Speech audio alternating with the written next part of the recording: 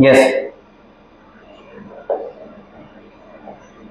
Start. उपाध्यक्ष महोदय, हम सभी यह मानते हैं कि आज ऐसे समय में जबकि देश के सामने बहुत कठिन समस्याएं हैं, यह सदन एक महत्वपूर्ण प्रश्न पर विचार कर रहा है। माननीय प्रधानमंत्री जी ने आज जो भाषण इस सदन में दिया है और जो अपील उन्होंने राष्ट्र के नाम प्रसारित की है, उसके लिए हम उनको हृदय से धन्यवाद देते हैं। आज उन्होंने अपने भाषण में यह बिल्कुल बता दिया है कि यद्यपि हम हिंदुस्तानवासी शांति चाहते हैं और हमने बराबर हर कीमत पर शांति को बनाए रखने की कोशिश की है, लेकिन इसका अर्थ यह नहीं हो सकता कि हम अपनी सीमाओं का उल्लंघन सहन करें या अपने राष्ट्र की कोई भूमि किसी को देकर के शांति स्थापित करने का प्रयत्न करें। प्रधानमंत्री जी ने सदन के सामने जो भाषण दिया है और जो आंकड़े सदन के सामने रखे हैं, सचमुच उनसे यह स्पष्ट प्रकट हो जाता है कि हमारी जिन सीमाओं का आज पाकिस्तान अतिक्रमण कर रहा है, वे सीमाएं और वह भूमि सब हमारी है। इस समय पाकिस्तान का जो रवैया है वह कोई नई बात नहीं है। हमने बराबर पाकिस्तान की ओर मित्रता का हाथ बढ़ाया है, लेकिन पाकिस्तान ने बराबर उस हाथ को काटने का प्रयत्न किया है। सभापति महोदय, इस सदन में आज शिक्षा पर बड़ी जोरदार बहस हो रही है, लेकिन इस जनता पार्टी की सरकार से कहना चाहता हूं कि आप अपनी जिम्मेदारी को महसूस करें। पिछली सरकार के बारे में अब कुछ कहने सुनने की जरूरत नहीं है। आज मैं अपने शिक्षा मंत्री को बंगाल ले जाना चाहता हूं, शांति निकेतन की तरफ ले जाना चाहता हूं। मुझे ऐसी शिक्षा संस्थाएं चाहिए। मुझे पुरानी परंपराओं पर चलने वाली शिक्षा संस्थाएं चाहिए। दिल्ली के अंदर जवाहरलाल नेहरू विश्वविद्यालय है, यहाँ पर 1500 विद्यार्थियों के ऊपर 250 प्रोफेसर हैं। मुझे इसकी शिकायत नहीं है, लेकिन मैं चाहता हूं कि और विश्वविद्यालयों में भी आप इसी हिसाब से शिक्षक दें। मैं विदेश में पढ़ा हूं, वहाँ की प्राथमिक शिक्षक को 2000 रुपये वेतन मिलता है। वे कार पर चढ़कर स्कूल जाते हैं। यहाँ की प्राथमिक शिक्षक एक डंडा लेकर चलते हैं। मैं पूछता हूँ कि ऐसा क्यों है? आपके विश्वविद्यालयों से जो अच्छे विद्यार्थी निकलते हैं, वे नौकरी के लिए शिक्षा के क्षेत्र में नहीं जाते। विदेशों में अच्छे विद्यार्थी शिक्षा संस्थाओं में नौकरी करना चाहते हैं। यही कारण है कि विदेशों में शिक्षा अच्छी है। आज गांधी जी की तरह सोचने वाले कितने लोग हैं? इस संबंध में नाम लेने से काम नहीं चलने वाला है। कितने विद्यार्थी आपके स्कूलों में ऐसे हैं जो गांधी जी की शिक्षाओं का पालन करते हैं? आज भारतीय संस्कृति की चिंता किसी को नहीं है। हम राम राज्य की कल्पना करते हैं, लेकिन इसकी स्थापना के लिए कोई प्रयत्न नहीं किया जाता।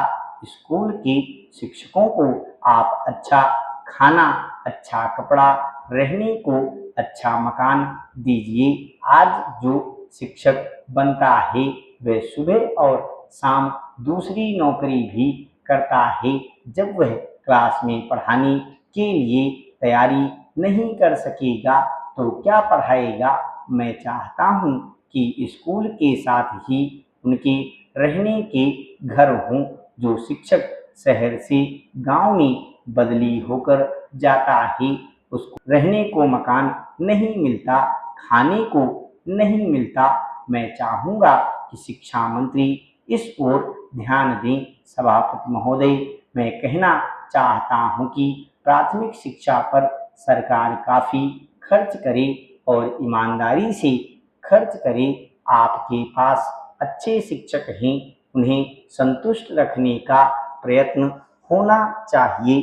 सभापति महोदय, बहुत कम हुआ है कि सारी भारतवर्ष के प्रतिनिधियों को एक जगह एकत्रित होने का ऐसा अवसर जैसा आज मिला है।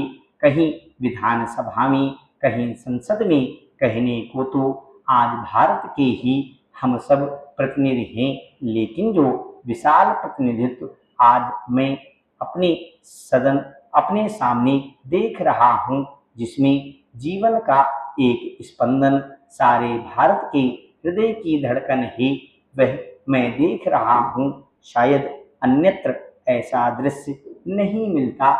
इसलिए आप सबको फिर एक बार मैं हृदय से कहना चाहता हूँ कि यह साक्षात्कार आपका और हमारा हो रहा है। यह एक नए इतिहास की नींव डालता है। यह एक नए इतिहास का प्रतीक है। यदि कहा जाए कि सन 1947 के याद के बाद भारत की कोटि कोटि जनता को और एक बार स्वतंत्रता मिली है और एक बार स्वराज मिला है और सच्चा स्वराज मिला है, जिसका वे अनुभव कर सकते हैं, जिसको वे उपयोग कर सकते हैं, तो इसमें कोई अतिशयोक्ति नहीं होगी। महोदय, आस्था या विश्वास के मुकाबले में एक शब्द है प्रेम। सांस्कृतिक रूप से जागृत मनुष्य के लिए प्रेम का जीवन में विश्वास के मुकाबले अधिक महत्वपूर्ण स्थान होता है। जो मनुष्य अपने को धार्मिक कहते हुए भी ईश्वर को अप्राकृतिक शक्ति के रूप में स्वीकार नहीं करता, वह भी ईश्वरीय गुणों के साथ अवश्य प्रेम करता है।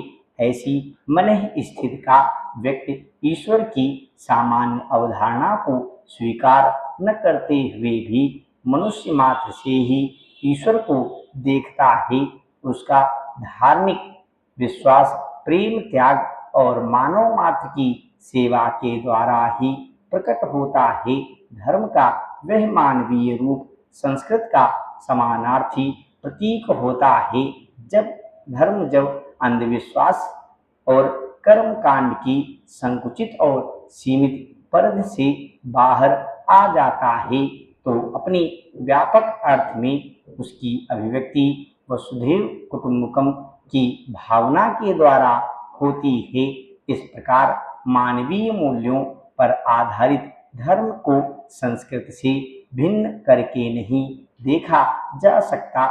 मनुष्य जहाँ संसार के सापेक्ष मूल्यों के समुचित ज्ञान के द्वारा अपनी सांस्कृतिक चेतना का परिचय देता है, वहीं अपने विचार और कर्मों के द्वारा धार्मिकता का भी प्रमाण दे सकता है।